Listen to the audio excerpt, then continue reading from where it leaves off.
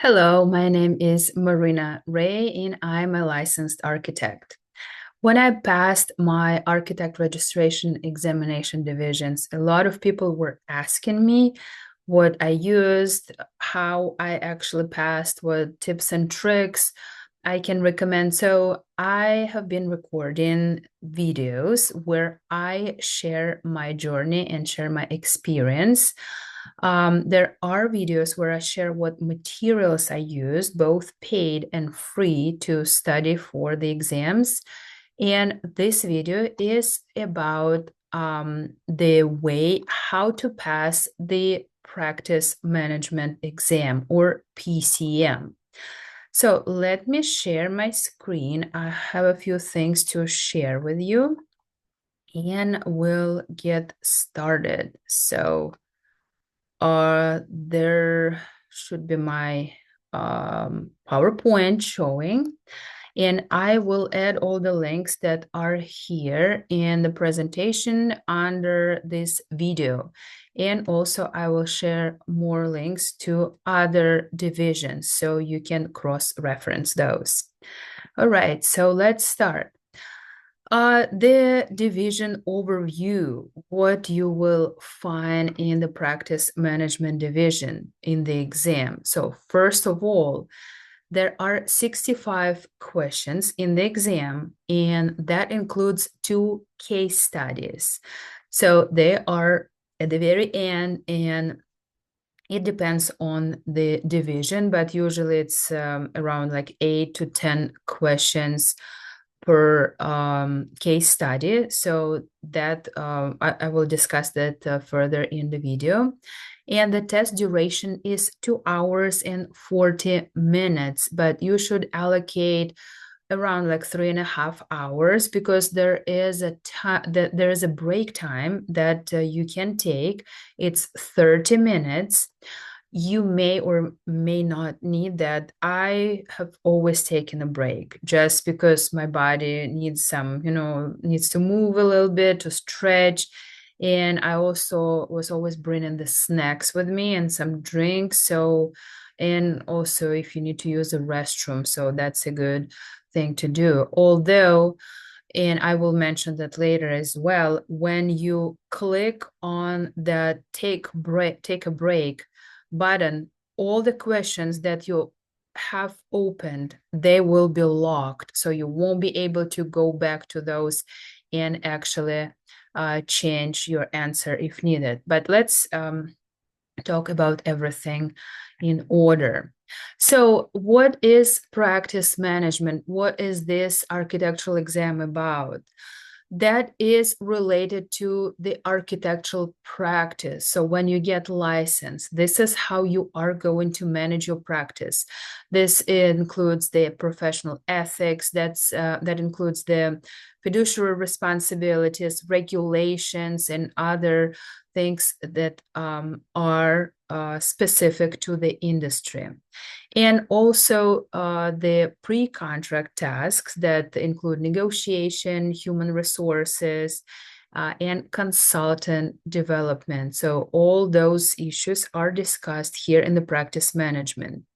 And also you need to understand the business structure, business development, and asset development and protection. So that's basically how to run your architectural firm when you already are licensed and if you would like to open your own practice. And there are 4 sections in this division. So section 1 is business operations. Section 2 is finances, risk, and development of practice. Section 3 is practice-wide delivery of services. And section 4 is practice methodologies.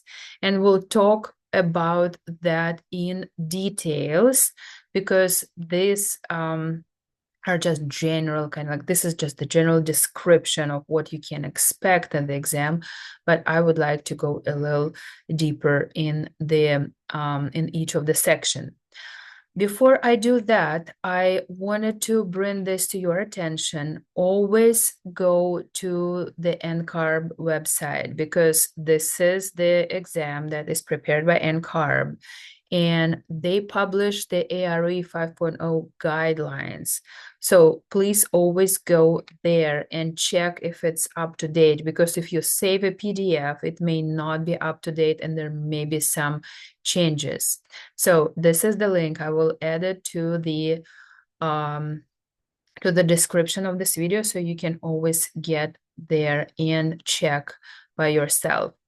So we see here that the primary reference is the Architect's Handbook of Professional Practice, or AHPP. And this actually overlaps with two other divisions. Those are professional practice divisions as well. So that's the PcM, or Project Management, and CE, or Construction and Evaluation. So that is a very, very important book. When you if you just starting to take your exams, this may actually look, it's redundant, those case studies repeat themselves, but they actually do not. And this is critically important to read this book cover to cover. And I did that when I was preparing for my exams, because actually you may see professional practice questions in your technical division, such as programming and analysis, project planning and design, and project development and documentation. So don't be surprised if you see the professional practice questions in those divisions. And this book is critical for your actual perception of the whole industry, of the profession. So, it is a very long book. It's over 1,000 pages. And if you really need the audio version of the textbook, there are no versions per se, but what you can do is, when you read the book, if you need to recap on the book, you can always open the PDF if you have it and click read aloud. That's what I did, after I read the chapters. I may have missed something. That's why I wanted to make sure that I have captured everything that is in that book. So I would be just, drafting, and on the second screen, I would be running my textbook. So that was just the narrative that helped me a lot. But you need to read that first, because there are a lot of graphics, there are a lot of charts and images and so on.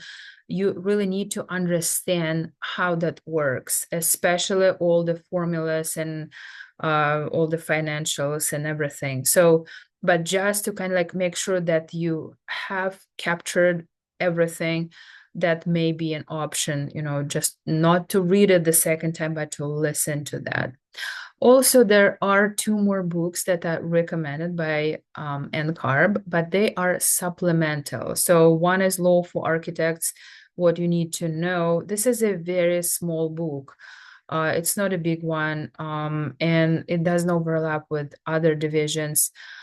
If you have it handy, if your firm has it, you can read that. But I've gone through so many other materials, and I have a link there in my video, under my video, that you can click and check to the other resources. So there are other things that actually may be more helpful than this book. But again, this is listed here, and I actually recommend to read that. Also, another book is Professional Practice, A Guide to Turning Designs into Buildings. Again, this is supplemental. This is not the primary resource. And that overlaps with the project management and construction and evaluation again. So basically, these are the three references that are provided by NCARB. Please make sure that you have that AHPP textbook. You will actually use it. You will need that. And even when you pass all the exams and get licensed, I recommend to keep that book, just, because you may have some questions, and you can always get back and check if there is some information that you really need, but you cannot find anywhere else. All right, so let's start with the first section, and that is business operations.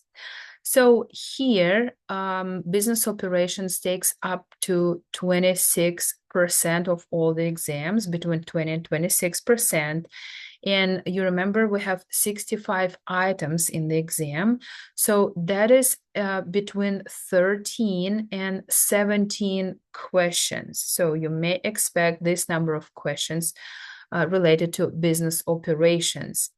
And you will need to understand that running a business requires attention to staffing, recruiting, regulations, insurance, ethics, and the standard of care. So that is the standard of care is the free document. There is it is listed on the AIA website, and I will actually leave a link to that document. And that's one of the free resources that I have in my other video. And also there are 4 objectives in this section. So you need to assess resources within the practice. And what that actually means, you need to understand what you have. You need to understand what you can use, what consultants you can use, what staff you need for the project, but it will be more related to the project management division. But here, this is how it starts, how you get the team ready. Also, what regulations and requirements will govern the work environment. You need to check with your local authority having jurisdiction, or AHJ, and understand the requirements and what code is the most stringent. You need to follow that. And also regarding running the practice, what you actually need, like if you need to have a business license, if you need to have it registered, like, at some other jurisdictions or localities, you need to make sure that everything is compliant before you get the first client. And also you need to apply ethical standards to comply with accepted principles within a given situation. And again, standard of care protects architects.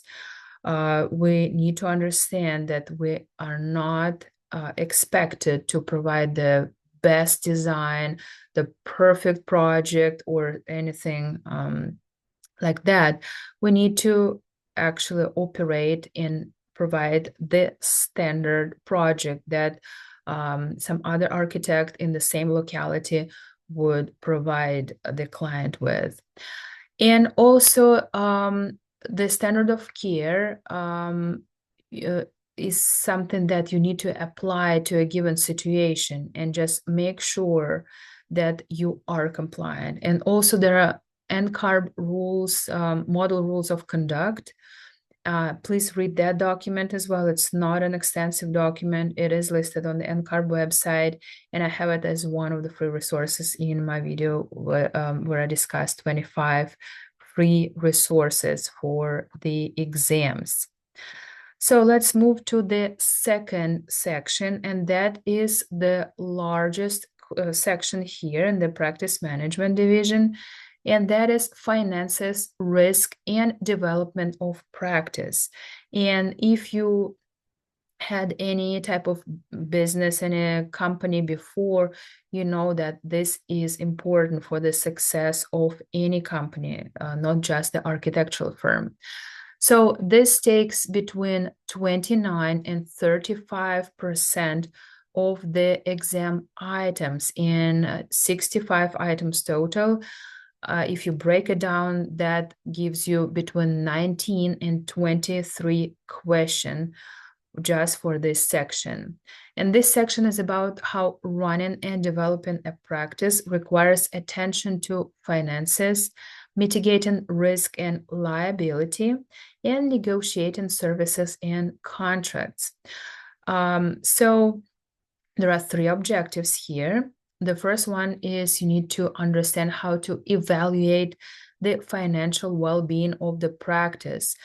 If you know accounting, if you're good at that, you need to understand how that works. And if you run the report and see the numbers, what actually those numbers mean to the practice, and if it's profitable or not. So this is what this division is about. And there are some financial calculations that I'm not going to cover in this video, but you can go to the NCARB website and actually take a look at the free practice exams. There is a multi-division exam that I recommend as well, and there is the practice management exam, just the full-length exam. It actually mimics what you will see at your real exam, like the layout, the screen, like what buttons to press before you get into the exam questions, and just, kind of like the exam overview. So I really, really recommend to take that exam. You can take it as many times as you need. And then when you are done with the exam, just you submit that, and then you go back to the questions and review them, because that is the essential part of learning. When you make a mistake, you go actually back and see where you were wrong. And NCARB provides the explanation what actually you need to know to answer this question correctly. And in general, this is kind of like my general recommendation. Try to get a hold of as many practice exams and like quizzes or like any other types of like flashcards or whatever as you can, because that will train your understanding of the concepts, and you will see where that material is taken from, how you can cross-reference the material, because it's not just one source of information. You need to be able to actually metabolize more than one sources, and you need to apply your knowledge and just evaluate things. So, and also this division is about identifying practice policies and methodologies for risk, legal exposures, and resolutions. And the third objective is to select and apply practice strategies for a given business situation and policy. So basically, you need to understand that you will face a few different clients, a few different contractors, a few different consultants, and how you actually deal with that, with the people management, how you deal with the communication. This is what it is all about. Let's move to the third section, that is practice-wide delivery of service. And this is between 22 and 28% of exam items, which means it's between 14 and 18 questions. So in this section, you will need to look at projects in the context of their impact on the overall running of a practice. And again, there are a few objectives here. There are three objectives. So the first one is to analyze and determine response for client services requests. So you need to understand that not every project is good, and sometimes walking away from the project is a good practice, because when the owner comes to you and says, okay, I need to actually have this project done, and then you do your due diligence and you realize that this owner has like a trail of litigations, or he's not been treating the contractors well, and they were putting mechanics liens on his projects, and like things like that, they should be a red flag for you, and you should not deal with a client like that, although it may be really tempting, especially at the very beginning of your practice, to say yes to every project. So basically, this is what it is about. Then you need to analyze applicability of contract types and delivery methods. So you remember there are a few delivery methods which we need to be able to understand. So it can be design, bid, build, the most traditional, let's say, in the NCARB reality. If nothing else is mentioned, just assume that that is design, bid, build. Then it can be design build, it can be construction manager at risk or construction manager as advisor or as contractor. It can be IPD or integrated project delivery or some other mixed methods. And this is what you need to understand how that works and how we select that. And also the contract types, what contract do we need to sign? Primarily, this division is not super heavy on the contracts. It will be more in the project management and construction and evaluation. But in general, NCARB lists a few contracts that you need to know. So it's B101, for example, between the architect and the owner, or it is A101 between the owner and contractor, and then A201 is the general conditions and other contracts. And you need to be able to navigate in those contracts and see if it's like a smaller project, maybe you don't need the B101 because it's a little longer, maybe you need a different contract. So those are the things that are actually getting easier as you learn more, but at the beginning it may be a little overwhelming. So I really recommend Ship Hardin lectures. That's Michael Hanahan. He is a licensed architect and a lawyer. So, and he actually recorded his lectures to the students. They are available online, they're free. I have a link to those lectures in my other video, and I can actually leave it here under this video as well. So just listen to those. Like I listened to them like 3 times maybe.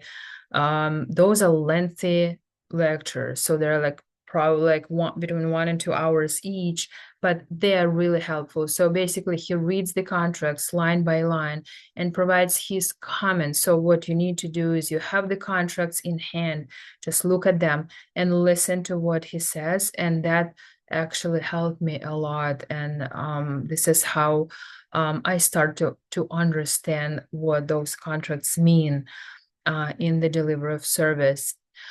And also the third objective of this section is to determine potential risk and or reward of a project and its impact on the practice. So you always need to evaluate the risk, like what can go wrong, you know, the Murphy Law. So things may and will go wrong in the project, and you need to actually mitigate the risks and understand where you can protect yourself, where you can actually review the verbiage and never allow the client to put together a contract for you, because AIA contracts are actually protecting the architect. So please use those, and please have your legal advisor or a lawyer, whether it's outsourced or it's in-house. You need to be actually, you need to protect yourself contractually, because that's the biggest part of the litigations. Like people don't read the contracts, they just sign it, and then the problem starts. So really understand the risk, understand the reward of a project. Like if this is what you are gonna get, like this is the percentage of the construction cost, or it's some other type of payment, you really need to negotiate that and make sure that everything is documented. And this is what actually this section is about. And we are moving to our final section, section 4, that is practice methodologies. And there are between 17 and 23% of the exam items. So that means that is between 11 and 15 questions per this section number 4. And in this section, you will need to analyze how a practice is structured to achieve its goals and how to coordinate various projects and services within a practice. This section is the smallest of the 4 sections, and there are 2 objectives here. The first one is you need to analyze the impact of practice methodologies relative to the structure and organization of the practice. So what that actually means? This means when you have a team, you have senior people, you have junior people, you need to understand how to put together a team who will be taking care of what, how the duties will be distributed, what project you can take, what is the load of the team. And like, you know, if you take 20 projects and you only have a team of 2 people, that will be a little hard to deliver everything on time. So you need to be really logical, and you need to understand the abilities and the bandwidths of your team. And the second objective is you need to evaluate design, coordination, and documentation methodologies for the practice. So again, project coordination.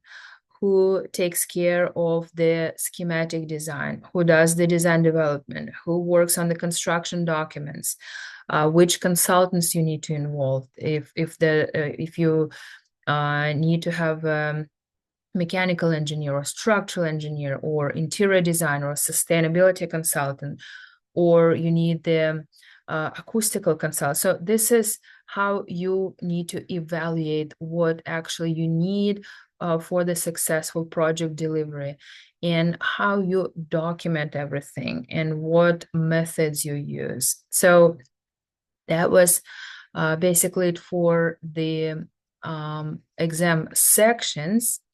And now I would like to talk to you about the passing score.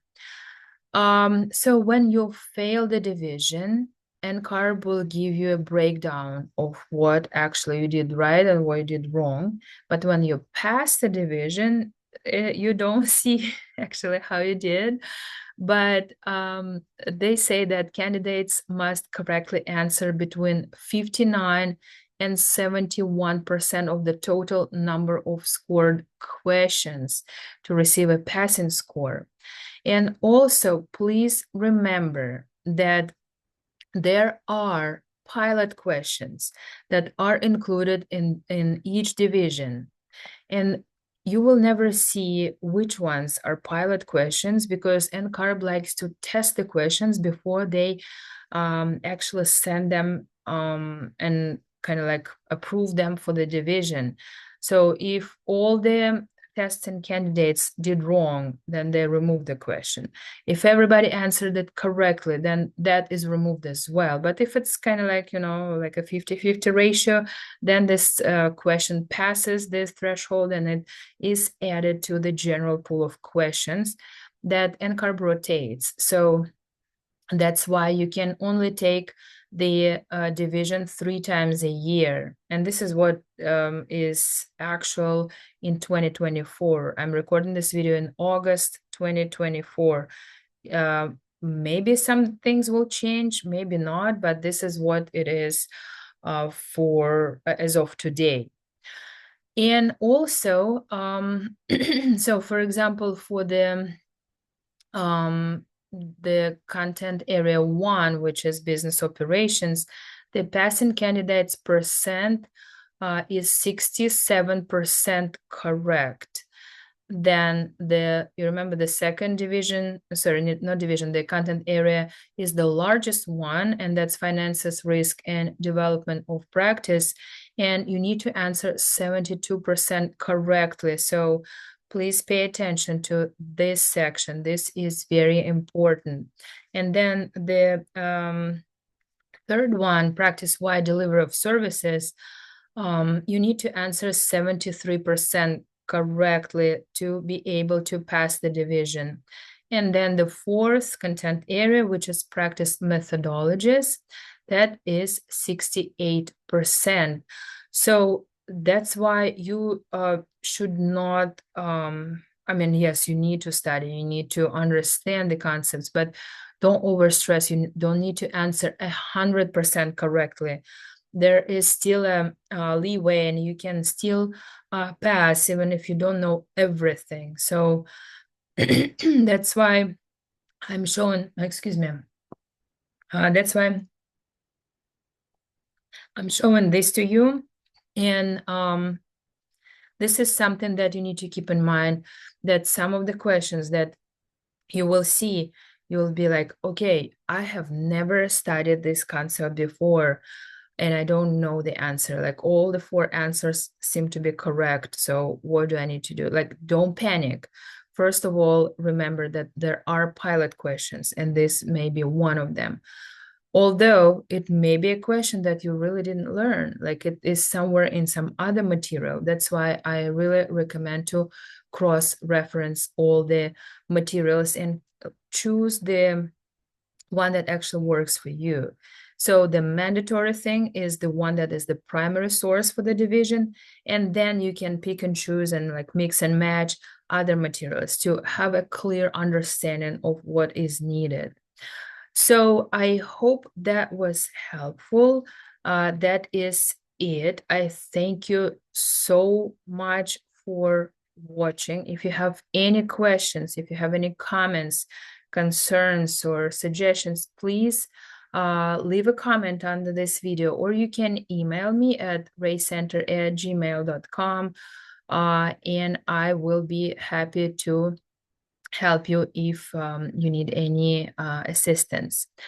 Again, thank you so much. I will see you in my other videos. Have a great day and good luck in your exams.